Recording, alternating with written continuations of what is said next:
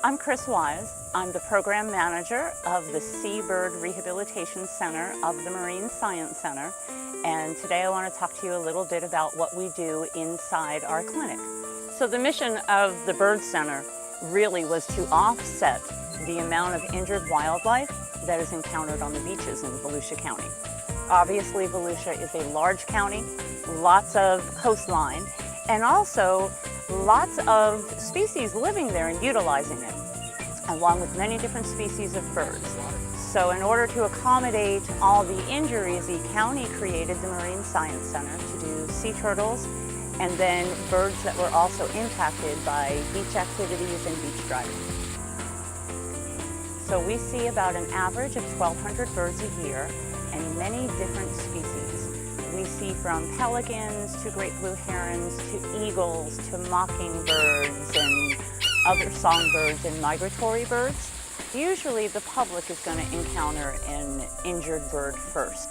And then once they get them to us, our first issue would be to stabilize them and assess what's wrong and what we can do from there.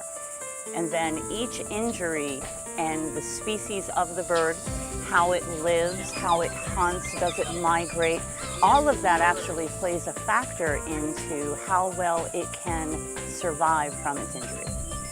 Unfortunately, the most common injury that I see in this geographic location, entanglements with monofilament. And I don't believe it's either's fault. It's not the fisherman, nor is it the pelican, but we're so close to the jetty. A pelican can come flying in very close to the rocks and he can't see the fishing line.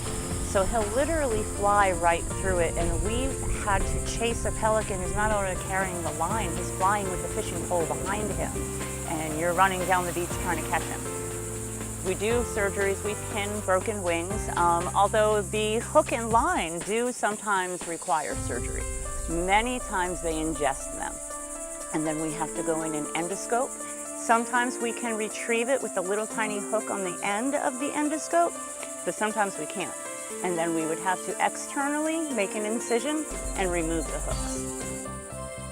When Hurricane Matthew hammered the area in 2016, Volusia County's Bird Hospital was not spared from the storm's devastating impact. We are currently dealing with the lack of our flight cage, so that has created some differences in how we have to do things. This year's have been a little bit different in the way that we are having to send a lot of birds out for conditioning so that they learn flight someplace else. And that's been a little challenging for us. We're transferring birds all around the state of Florida to get them the muscular conditioning that they need so that they can be released. Part of what we do is we're also banding birds that are getting released, which is giving us basically feedback on our success rate and where these birds go. It also lets us know what techniques are not working inside the clinic and what type of wing injuries don't heal well. There it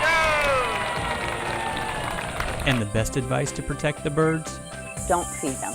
The biggest thing we could do is not let them think that we equate to an easy handout, and then they won't necessarily be hounding us and nagging us for fish.